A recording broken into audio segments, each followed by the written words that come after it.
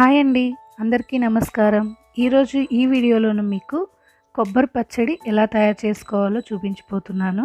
ఇది ఎంతో easy recipe అండి అండ్ ఎంతో టేస్టీగా ఉంటుంది. ఇది దోశ, ఇడ్లీ, ఈవెన్ విత్ పూరి, అన్నం అన్నింట్లోకి సూట్ అవుతుంది. ఇంకెందుకు ఆలస్యం అండి, ఎలా తయారు చేసుకోవాలో చూద్దామా. పచ్చి కొబ్బరిని సన్న ముక్కలుగా కోసుకొని ఒక కప్పు తీసుకోవాలి. అలాగే పచ్చిమిరపకాయల్ని, 4 టమోటాలని, నానబెట్టిన చింతపండు, అలాగే తాలింపు కోసం సన్నగా కట్ చేసిన ఆనియన్స్, కచ్చపచ్చగా దంచి వెల్లుల్లి రెబ్బలు, కరివేపాకు. మిక్సీ జార్ తీసుకొని అందులో మనం కట్ చేసి ఉంచుకున్న కొబ్బరిని యాడ్ చేసుకుందాం. అందులోనే మిరపకాయలని యాడ్ చేసుకుందాం. నేను పండు మిరపకాయలు తీసుకున్నానండి, ఎందుకంటే కలరు రెడ్గా వస్తుంది కాబట్టి. మీ దగ్గర లేకపోతే పచ్చిమిరపకాయలతో అయినా చేసుకోవచ్చు. అలాగే టమోటోలని, నానబెట్టి ఉంచుకున్న చింతపండుని యాడ్ చేసుకొని మిక్సీ పట్టుకోవాలి.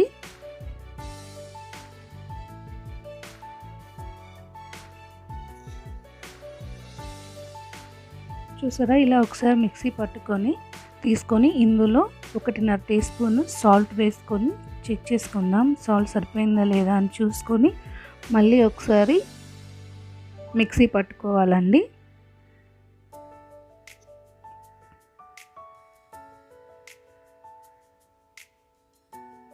చూసారా, ఇలా మళ్ళీ మిక్సీ పట్టుకోవాలి. మరీ ఫైన్ పేస్ట్లా కాకుండా, మరీ బరకగా కాకుండా, ఇలా మీడియంగా ఉండేటట్టు చూసుకొని మిక్సీ పట్టుకుంటే సరిపోతుంది. దీన్ని ఇప్పుడు తాలింపు పెట్టుకుందాం. అందుకోసం ఫస్ట్ బాండిల్ తీసుకుని అందులో 1.5 టీ స్పూన్ ఆయిల్ వేసి, ఆయిల్ ఫ్రై అయిన తర్వాత అందులో తాలింపు గింజల్ని యాడ్ చేసుకుందాం. తాలింపు గింజలు ఫ్రై అయిన తర్వాత ఇందులో మనం కచ్చాపచ్చాగా దంచి పెట్టుకున్న వెల్లుల్లి రెబ్బల్ని, అలాగే కరివేపాకును కూడా యాడ్ చేసుకొని వేయించుకుందాం.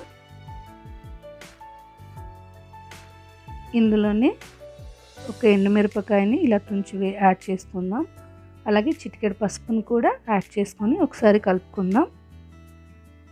ఇది ఇలా ఫ్రై అయిన తర్వాత ఇందులో ఆల్రెడీ సన్నగా తరిగి పెట్టుకున్న ఆనియన్స్ని వేసుకుందామండి. మీకు కావాలంటే ఇంకొన్ని ఎక్కువ ఆనియన్స్ కూడా వేసుకోవచ్చు.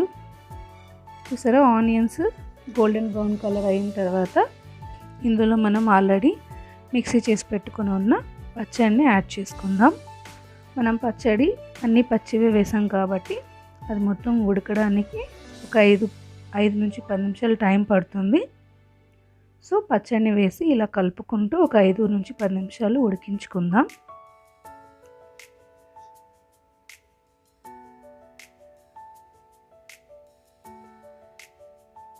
చివరగా ఇందులో కొత్తిమీర వేసుకొని ఒకసారి కలుపుకొని సర్వింగ్ బౌల్లోకి తీసుకొని సర్వ్ చేసుకుంటే సరిపోతుంది.